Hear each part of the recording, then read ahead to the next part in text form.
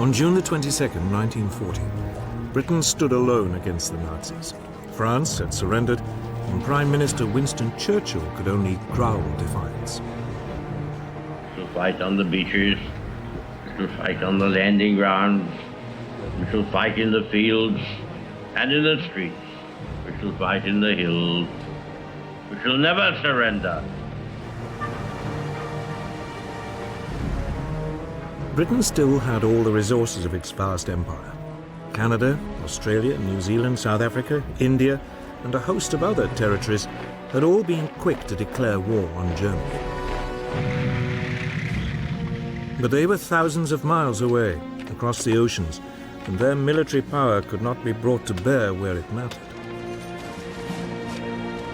Britain's situation seemed hopeless, and Hitler had no doubt that Britain would soon try to negotiate a peace. But Churchill quickly showed how determined he was prepared to be in the war against the Nazis.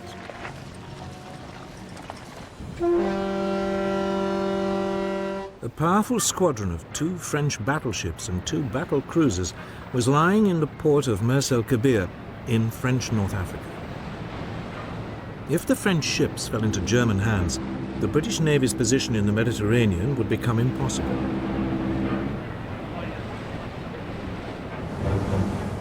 So on July the 3rd, a Royal Navy task force demanded that the French ships either join it or sail to a neutral port to be interned. The French refused. So the British opened fire on their former allies.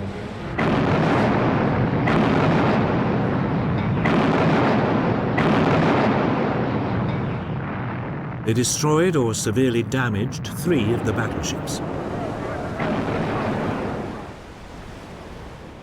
Almost 1,300 French sailors were killed. But Churchill's ruthlessness didn't seem to impress Hitler. On July the 19th, he returned in triumph to Berlin and was greeted by more than 1 million people. That day, he made a speech in the Reichstag, the German parliament, offering peace terms to Britain.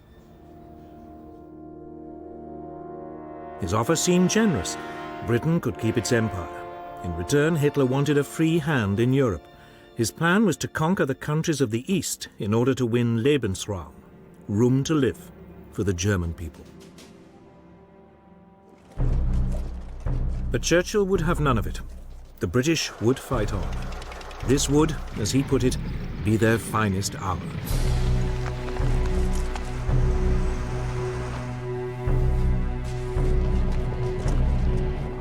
Churchill's defiance was immensely popular. King George VI wrote in his diary, "Personally, I feel happier now that we have no more allies to be polite to and to pamper."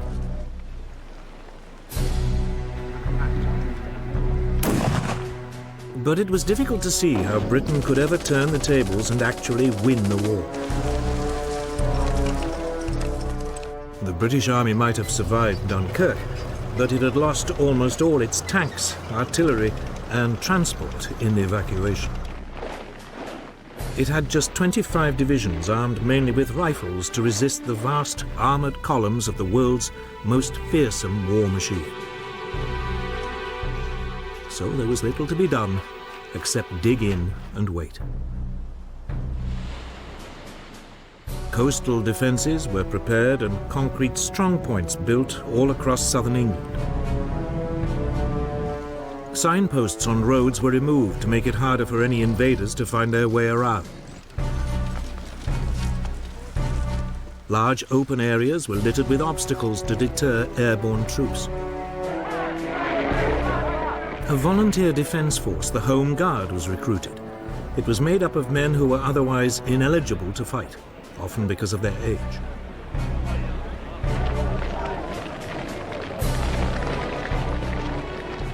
By the end of June 1940, almost 1.5 million volunteers had signed up.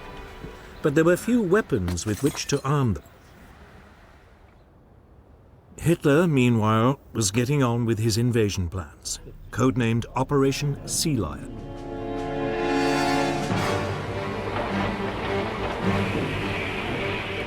some 20 divisions would be landed on a broad front along England's south coast. Barges were gathered from all over northwest Europe.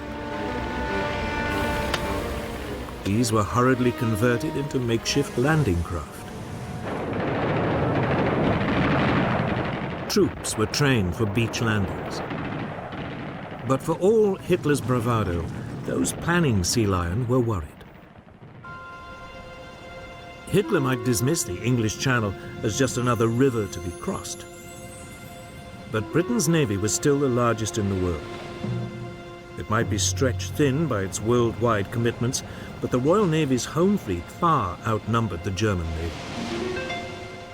The German naval chief, Admiral Erich Raeder, had no confidence that he could seize control of the English Channel for long enough to get the army across. But the Germans did have one area of apparent massive superiority. The Luftwaffe far outnumbered Britain's Royal Air Force. The Luftwaffe's commander, Hermann Göring, had little doubt that he could establish air control over the Channel long enough for sea lion to take place.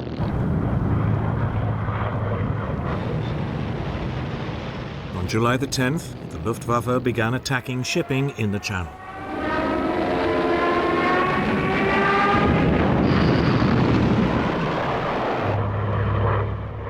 In response, the British had two of the most outstanding of the new breed of single-engine, multi-gun monoplanes. The Supermarine Spitfire and the Hawker Hurricane.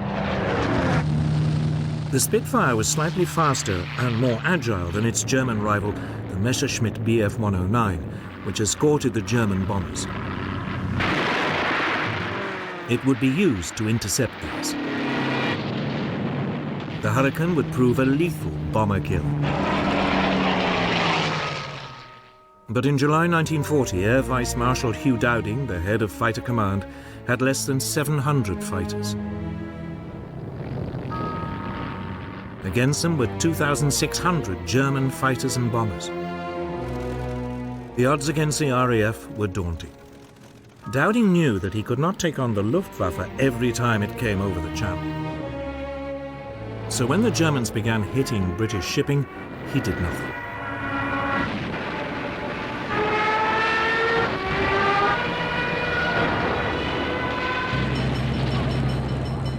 Instead, he would only use the RAF to stop the Luftwaffe from establishing the air supremacy needed for invasion. So he would only take on its big attacks. To help him, the British had one crucial innovation: radar. By the 1930s, scientists in both Britain and Germany knew that objects well beyond human sight could be detected by bouncing radio pulses off them and measuring the time it took for the signals to return. In Britain, a team of scientists led by Robert Watson Watt began developing radar as a means of detecting approaching aircraft at long range. Their work was seized upon by Dowding. He made radar the core of the world's first integrated air defense system.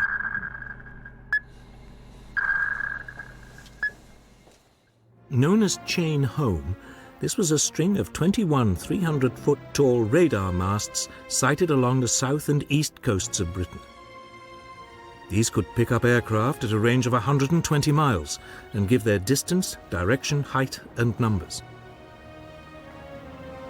The information would be passed back to RAF Fighter Command's headquarters at Bletchley Park, just outside London.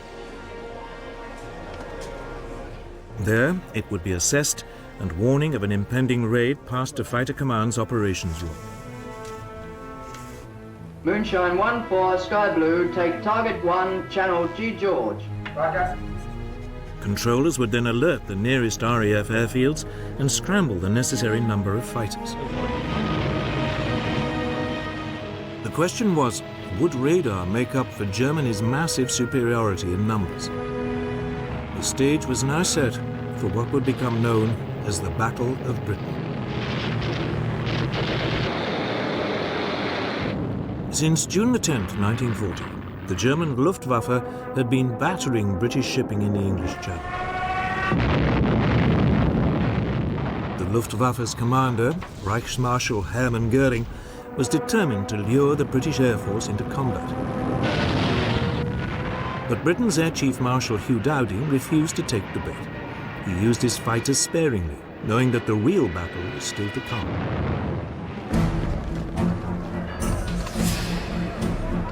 As this first phase of the Battle of Britain began, the Luftwaffe had a massive superiority in numbers. It had 1,100 single-engine fighters available to the Royal Air Force's 700. Almost all the German fighters were the excellent Messerschmitt Bf 109E, with a top speed of around 350 miles an hour. About two-thirds of the British fighters were Hawker Hurricanes, slower than the 109s but more agile. The remainder were Supermarine Spitfires, with a top speed similar to the 109s.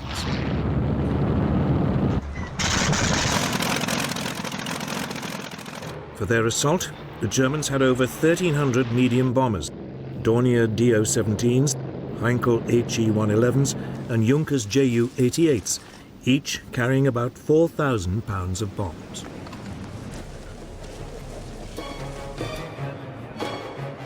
Göring selected August the 13th as Adlertag, Eagle Day, for the start of his main assault.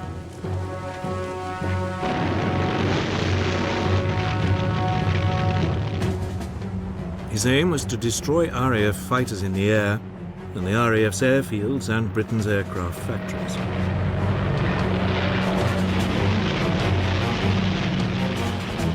Softening up attacks were made the day before. These concentrated on the airfields and the radar towers along the south coast.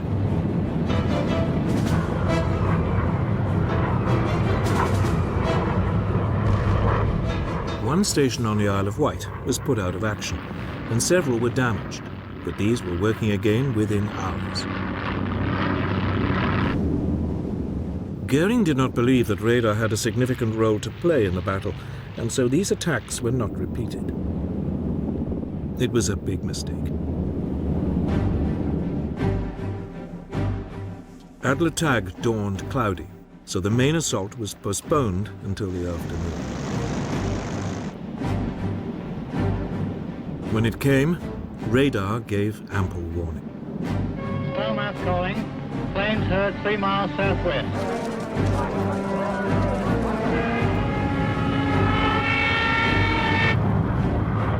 Nonetheless, most of the RAF airfields in the south were hammered.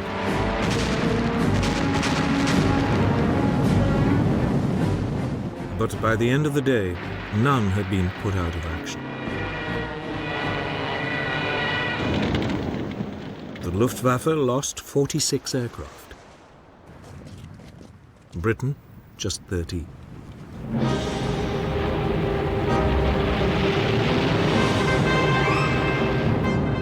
The Luftwaffe mounted its largest attack of the whole battle on August the 15th.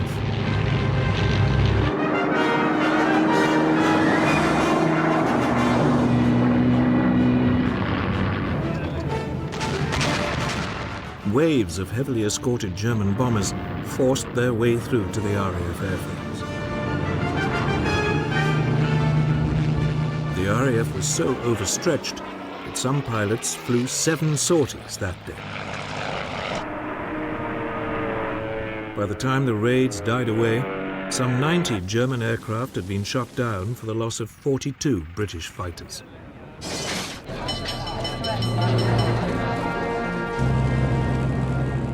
The battle continued with equal ferocity over the next few days. Both sides became increasingly exhausted. Dowding tried to rotate his pilots to rest them, but he simply did not have enough of them. Many were being sent into battle with just 10 hours flying experience.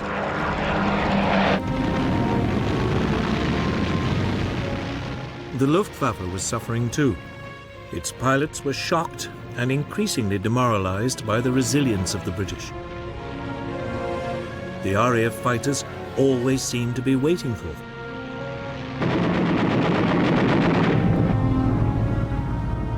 As the fighting wore on for 12 solid days, the British losses began to creep up to match those of the Germans. The Royal Air Force was close to breaking. To turn the screw, Goering began using his bombers to attack at night as well.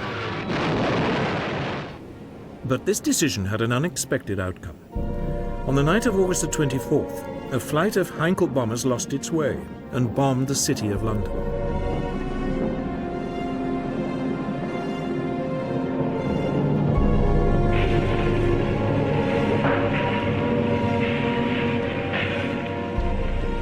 It was the first attack on a non-military target. The next night, 81 British bombers responded by raiding Berlin.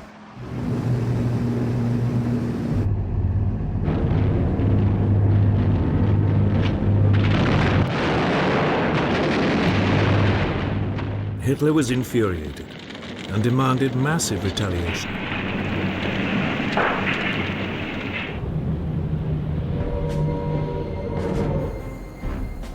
This came on the evening of September the 7th. German bombers attacked the London docks and surrounding areas. More than 450 people died and thousands of homes were destroyed. But in fact, this was Goering's second crucial mistake. By switching from the RAF's airfields just at the moment when it seemed about to break, he gave it the respite it needed. Had Goering continued to attack the airfields, the RAF could not have continued to defend the skies. Instead, on September the 15th, British radars picked up another massive assault on London. The first wave of 100 bombers and 400 fighters was intercepted. Fighting raged all the way from the coast.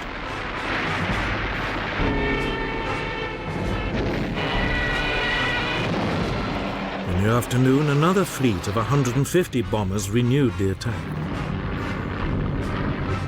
Winston Churchill was at Fighter Command headquarters that day. After he heard controllers calling in reinforcements from neighboring groups, he asked, "What other reserves have we got?" The reply was, "There are none."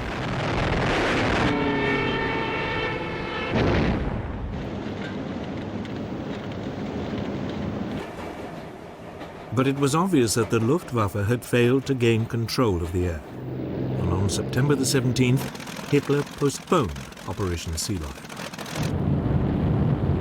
The Battle of Britain did not really end, it died away. Hitler now tried a new tactic. By October the 5th, the daylight raids stopped, and the Germans concentrated on bombing Britain's cities by night. This was a so-called blitz. London was attacked every night but one, up to November the 12th. On November the 10th, the centre of the city of Coventry was obliterated.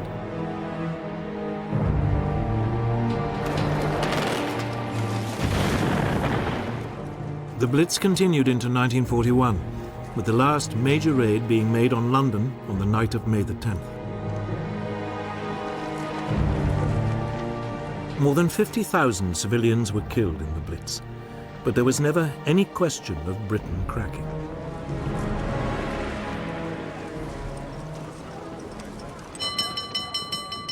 Victory in the Battle of Britain was a moment of huge national relief. Pilots had come from all over the empire to join the RAF, and from countries occupied by the Nazis like Poland and Czechoslovakia. Churchill summed up the nation's gratitude. Never in the field of human conflict was so much owed by so many to so few. But for Hitler, this was no more than an irritating setback. Britain, he was convinced, could never be a serious threat. So he now turned to Eastern Europe. For Britain, there was now a chance to rebuild with a view one day to taking the fight to the enemy. But to do that, Churchill would need help.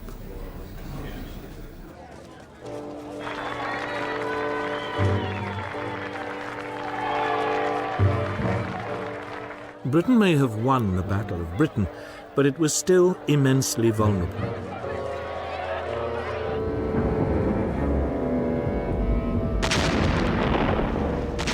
Night after night, its cities were hammered by the Nazis' blitz.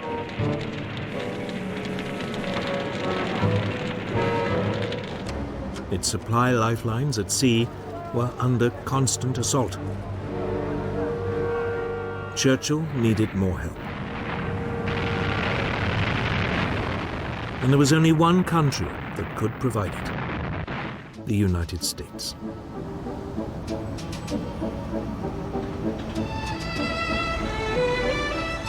By 1940, the US had recovered from the Great Depression and the economy was booming again. It had immense reserves of manpower and unrivaled industrial strength. But the people of the United States were utterly opposed to becoming involved yet again in Europe's wars. In July 1940, a poll showed that only 8% of them were willing to enter the war.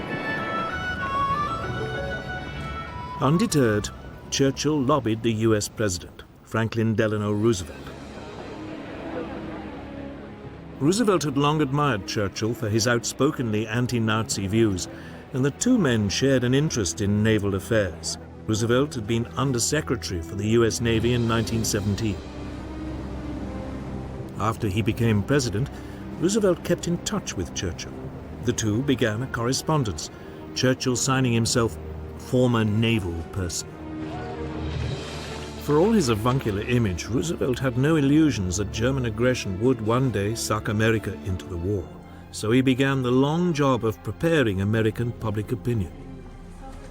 I am a pacifist, but I believe you and I will act together to protect and to defend our science, our culture, our American freedom, and our civilization. In July 1940, he got approval for a massive expansion of the US Navy, including the building of 6 large battleships and a new class of aircraft carriers. The following month, Congress agreed that the National Guard and other reserves should be called up for 1 year's active duty. And in September, the large expansion of the 150,000-strong US Army was agreed, with a limited number of conscripts being chosen by lottery. The first number drawn by the Secretary of War is serial number 158. That same month, Roosevelt announced a deal under which the US would supply Britain with 50 World War I destroyers in return for 99-year leases on bases in Newfoundland and the Caribbean. The British Navy, desperate for more escorts to fight the U-boats, began taking them over within days of the deal being signed. The clearest sign that Roosevelt was slowly winning the argument came in the November 1940 presidential election, when he convincingly defeated the isolationist Wendell Willkie with 27 million votes to 22 million.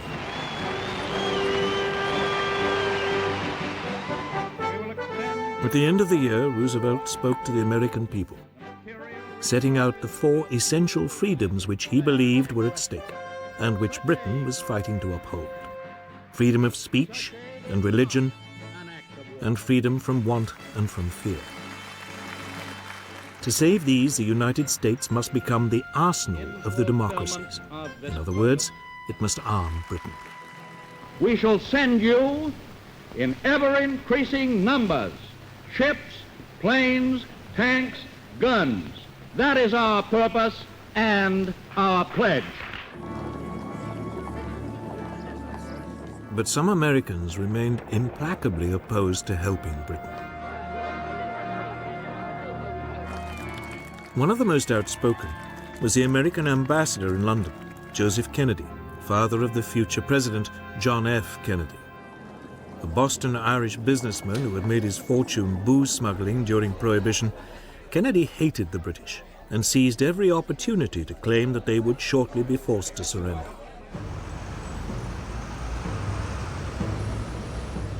However, Kennedy's virulence was counterbalanced by the growing admiration many Americans felt for the bravery shown by the British people during the Blitz.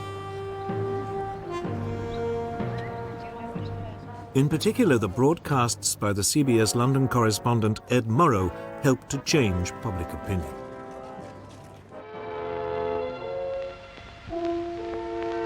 This is London.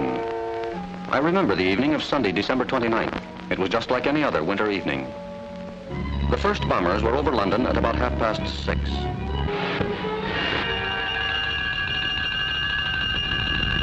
Soon the fires hissed from the top-story windows.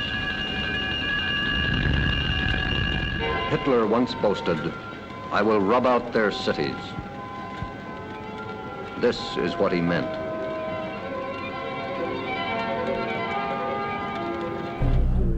Encouraged by his electoral success, in January 1941, Roosevelt introduced his so-called Lend-Lease Bill.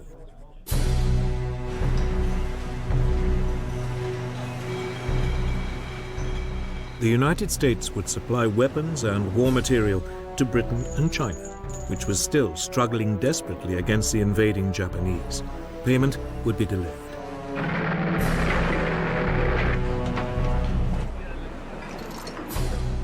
Roosevelt likened Lend-Lease to lending a neighbor a hose to put out a fire. He would worry about the payback later. Roosevelt was also being canny. It also meant that, unlike in 1917, if America had to enter the war, it already would have a substantial weapons industry. American war preparations didn't end there. Roosevelt secretly authorized U.S. military staffs to discuss a common strategy with the British should America enter the war. By April 1941, he felt confident enough to take another step to help Britain at sea. He greatly extended the Pan-American Security Zone, the area within which U.S. warships would protect U.S. merchant vessels.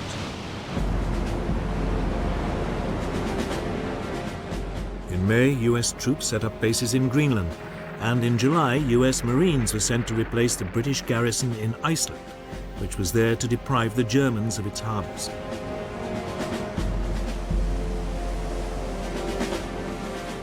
The U.S. Navy also began providing limited convoy escorts, particularly for U.S. ships carrying Lend-Lease materials.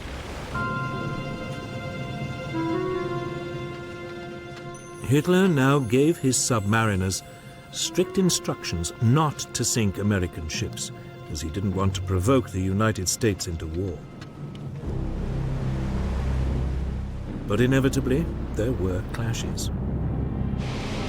On September the 4th, 1941, a British aircraft attacked a German submarine.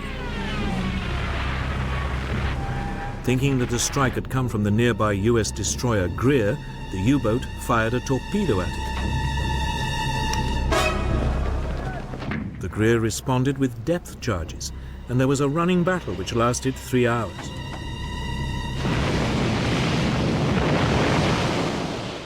Neither vessel was sunk, but the tension was mounting. On November the 17th, the destroyer USS Kearney was hit by a torpedo while on convoy duty off Iceland. The U-boat commander claimed it was an accident. He'd been firing at a British ship and Kearney had got in the way. But 11 US sailors were dead, and the destroyer only just made it back to port in Reykjavik. Roosevelt protested, and the US press was outraged. However, the American public remained resolutely opposed to going to war. Within weeks, at the end of 1941, the situation was reversed in a single day.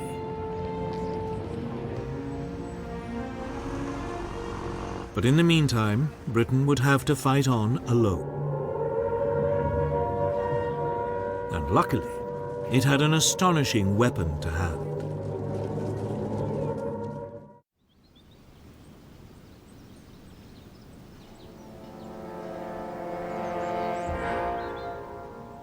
It looks like just another mansion in the English countryside, a bit run down.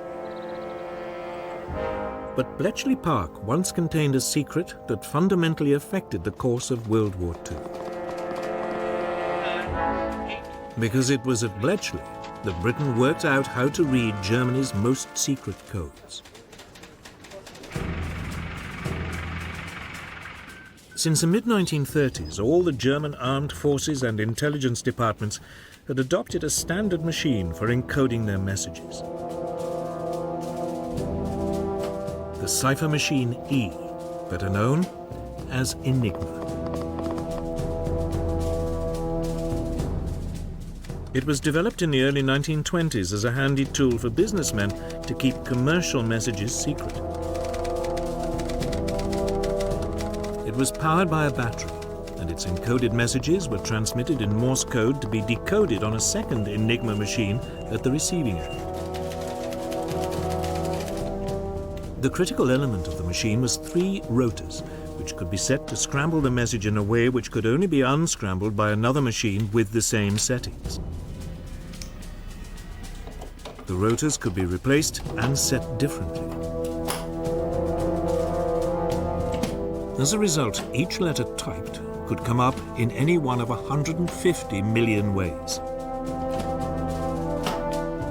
Given the almost infinite number of settings, it was not surprising that the Germans remained convinced throughout the war that Enigma was uncrackable.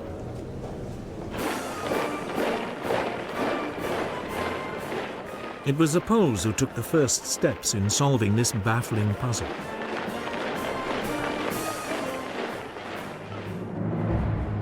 They knew of the existence of the Enigma machine and assembled a team of top mathematicians to crack it. Marian Rejewski, Jerzy Rojicki, and Henry Zygalski. But the team could not decipher messages without knowing the internal wiring of the rotors. The solution was supplied by French intelligence, which sent its Polish allies material gathered by a spy in the German army's cipher department. Amongst this was an Enigma manual.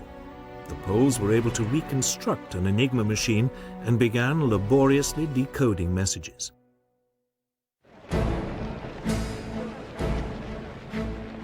By July 1939, Hitler was sounding increasingly threatening towards Poland. Britain and France had promised to come to its aid. It was clear that war was coming. So intelligence officers from the 3 allies met in Warsaw. There, the British and French were astonished at how much the Poles had done in decoding Enigma, and the Poles agreed to send 2 of their reconstructed machines to London. Just 2 weeks after they were handed over, Poland was invaded.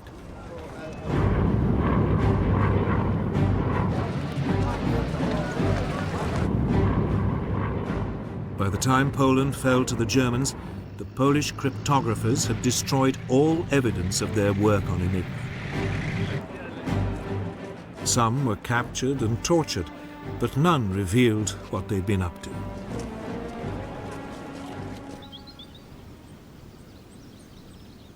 The task was now taken up by the British at their government code and cipher school at Bletchley Park, near London. Its head was Commander Alistair Denniston. Denniston recruited a strange collection of mathematicians, chess masters, and crossword puzzle experts to continue the decoding. Among these experts was Alan Turing, a Cambridge Don. In 1936, Turing had described the idea of a universal computing machine, a machine that he believed would one day be able to solve all mathematical problems. He used his ideas to design decryption machines known as bronze goddesses. The raw material for Bletchley came from the British WWII service, a chain of radio listening stations which monitored and recorded German transmissions. The messages were fed into Bletchley's bronze goddesses, and permutations ran until at last the key was found.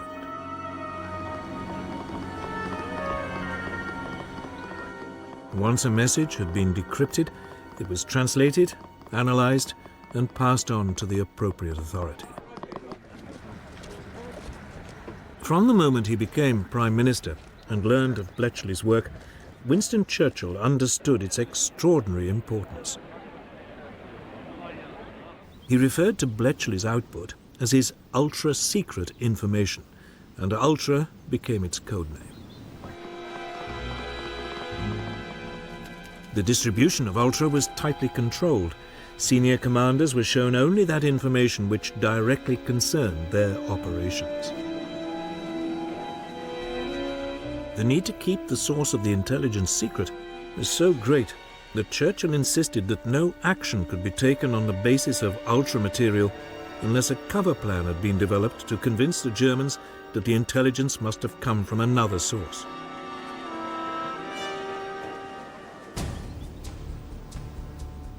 The third critical element of the Bletchley operation, after decoding and assessing the material, was keeping control of it.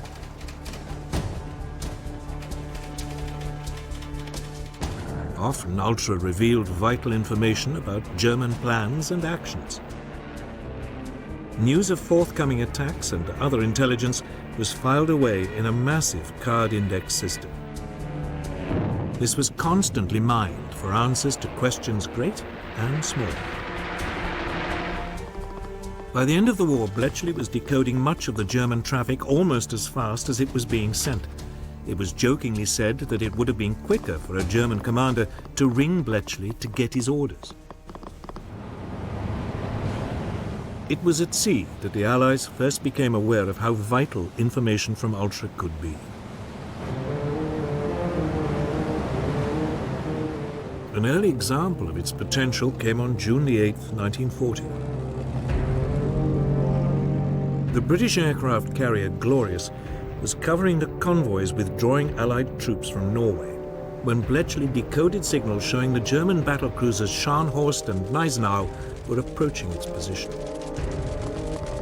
A warning was passed to Royal Navy headquarters, but unaware of how accurate the information was likely to be, this chose not to pass it on.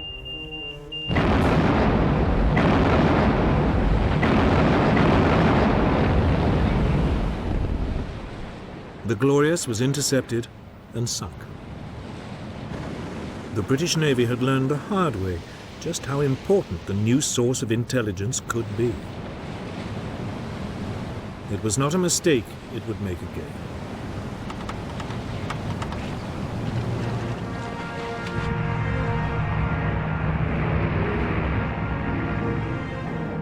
Bletchley also performed a critical role in the build-up to the Battle of Britain.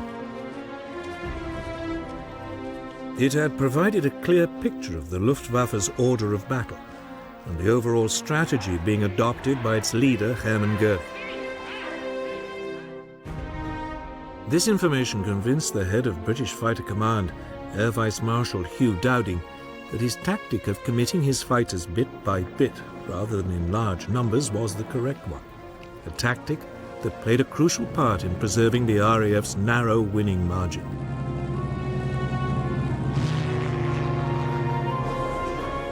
As Britain continued its lonely fight into 1941, it had at last found a way of fighting back. Bletchley Park was ready for action. The major breakthroughs had been made, the systems for exploiting them put in place and well tested. In the coming years, Ultra and the work of Bletchley Park would prove vital to the Allied successes. But as the Battle of Britain and the Blitz ground on, these were still a long way off.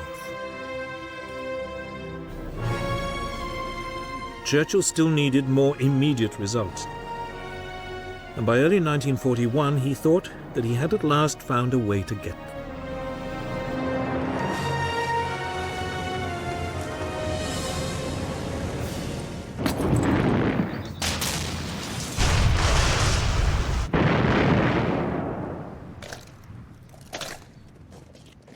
Nazi Germany might now control most of Western Europe, but Britain's Prime Minister, Winston Churchill now decided to take the war to the Germans. We shall not flinch from the supreme trial. All will come right out of the depths. Even before France had surrendered, he was looking for ways of striking back and of keeping resistance alive in the countries which had been overrun.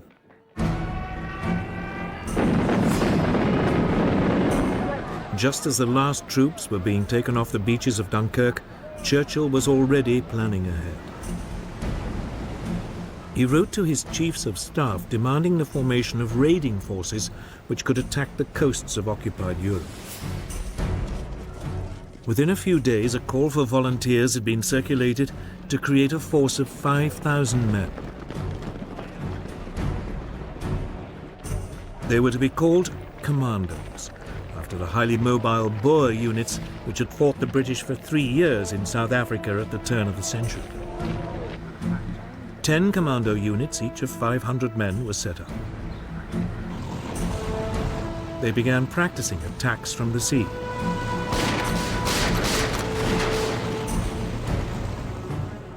One unit was ordered to specialize in parachuting and using assault gliders.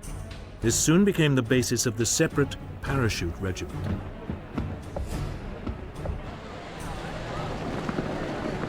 Admiral Sir Roger Keyes was appointed Director of Combined Operations. Churchill instructed him to prepare to mount 3 major raids as soon as the threat of an invasion of Britain had passed. One of Keyes' first tasks was to develop ships which could land his new troops. 3 cross-channel ferries were converted so as to carry landing craft.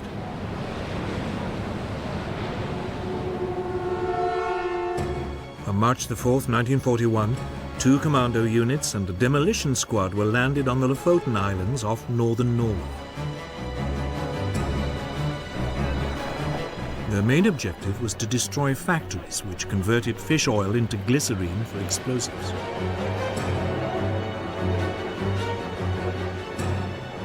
The commandos achieved total surprise and landed without a shot being fired. A German armed trawler in the harbour was seized. They quickly destroyed the factories and the fish oil tanks.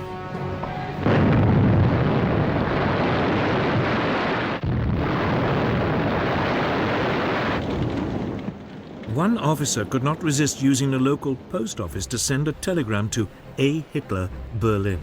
It read, "Reference your last speech. I thought you said that wherever British troops land on the continent of Europe, German soldiers will face them. Well, where are they?" The commandos then rounded up 60 Norwegian collaborators and 225 German prisoners before returning without any losses.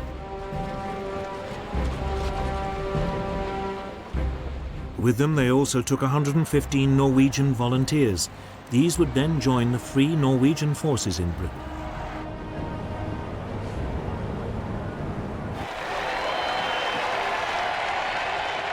The Lofoten raid was an enormous public relations success and a huge boost for British morale. But its most important result was one which could not be publicized: the capture of a set of rotors for an Enigma machine. Although the machine had been thrown overboard from the armed trawler, its crew forgot the spares. They were to give invaluable help to the cryptographers of Bletchley Park in breaking the German naval codes.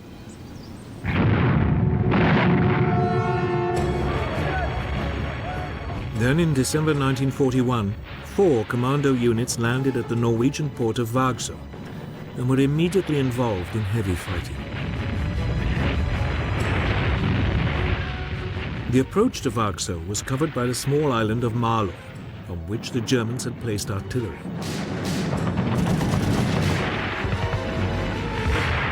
This was quickly overrun, but across the water in Vagsø, the fighting was intense.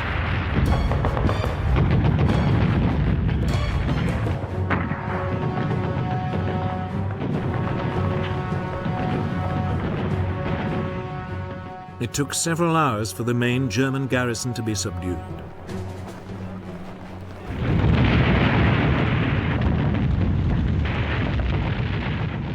The commandos then blew up several factories and sank 8 ships before withdrawing. These raids convinced Hitler that sooner or later the British would attempt to retake Norway. So for the remaining 4 years of the war, he kept some 250,000 troops there. Troops which might have proved vital on other fronts. But effective as they were, commando raids were not enough to stop the Nazis. Churchill needed other ways to hurt them, so he focused on the resistance movements in the occupied countries.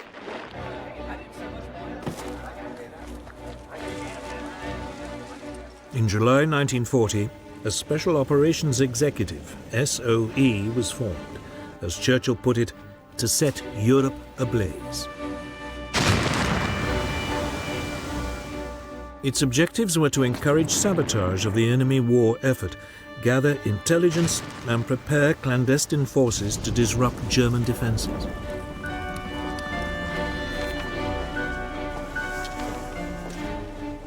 The bulk of SOE's activities centered on France.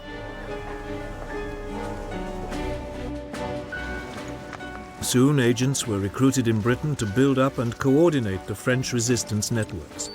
Radio operators and couriers were also trained to support them.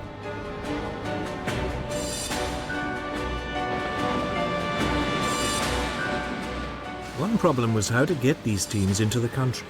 Submarines, high-speed launches and fishing vessels were all tried out, but the German coastal defenses proved difficult to penetrate. The answer was aircraft. And in August 1940, a special RAF unit was set up with Whitley bombers and short takeoff and landing Westland Lysanders.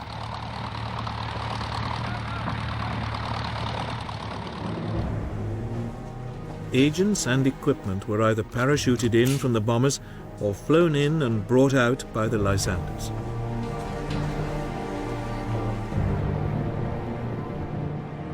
On moonlit nights, a growing number of reception committees would be waiting as an increasingly widespread network of resistance groups was built up.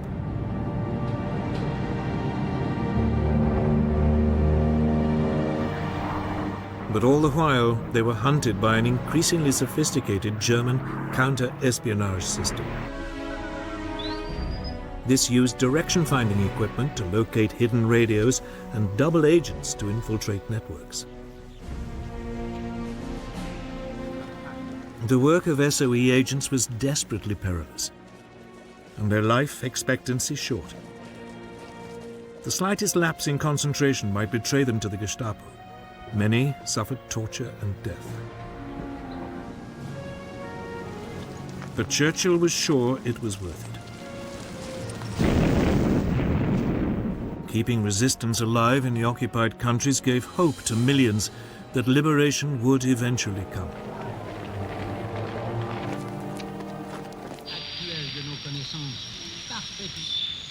The British Broadcasting Corporation, the BBC, was also enlisted to raise the hopes of those living under German rule. It broadcast the news in all the languages of the occupied countries. The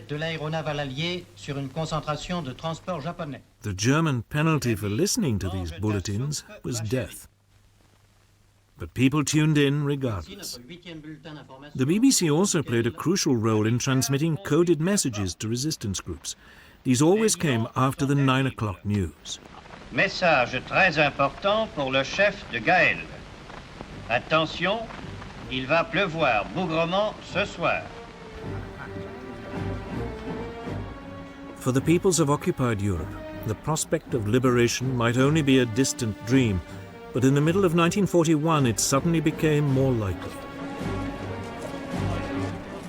For by then, Britain was no longer alone in fighting Nazism. It had gained a massive ally, but it wasn't America, which Churchill had assiduously been courting. It was the Soviet Union.